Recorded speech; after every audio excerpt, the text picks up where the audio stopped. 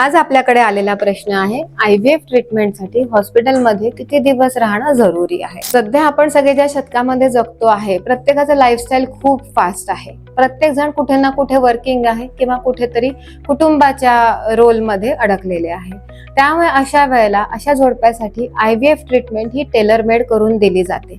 कमीत कमी वेळेला पेशंटला दवाखान्यात यायला पाहिजे आणि त्या तारखा आधीपासून आपण नियोजन करू शकतो। उदाहरणार्थ काही लोक जोडपी जे येतात त्यातली महिला जी असते किंवा नवरा जो असतो तो एखाद्या शाळेमध्ये टीचर असतात, त्यामुळे त्यांना शक्यतो एक्स्ट्रा सुट्ट्या या घालवायच्या नसतात आणि यामध्ये मुलांचं नुकसान होऊ नये, स्टुडंट्सचं नुकसान होऊ नये हा पण त्यांचा एक खूप महत्त्वाचा उद्देश असतो।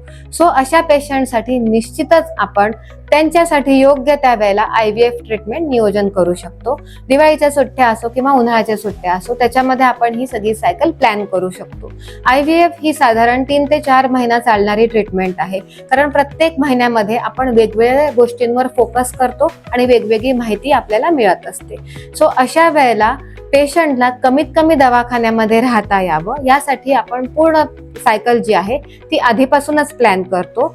सो बेसिकली पेशंटला 2च दिवस, ते सुद्धा डे केअर सारखं, सकाळी ऍडमिशन आणि संध्याकाळी सुट्टी असं दवाखान्यात राहावं लागतं। जेव्हा आपण ओव्हम पिकअप करतो म्हणजेच त्या महिलेची सगळी बीजं आपण बाहेर घेतो आणि त्या दिवशी आपण बाळ तयार करत असतो, ही प्रक्रिया भुलीखाली असल्यामुळे अशा वेळेला पेशंटनी पूर्णपणे रिकव्हरी होईपर्यंत त्या दिवशी दवाखान्यामध्ये राहणं जरुरी असतं।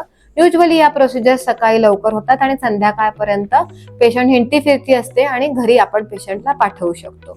त्याचप्रमाणे ही तयार झालेली बाळं जेव्हा आपण गर्भाशयात सोडतो म्हणजे एम्ब्रिओ ट्रान्सफर करतो, त्यावेळेला सुद्धा सकाळी ऍडमिशन आणि संध्याकाळी सुट्टी। त्यामुळे IVF ट्रीटमेंटसाठी अख्खी रात्र दवाखान्यात राहण्याची गरज नाही।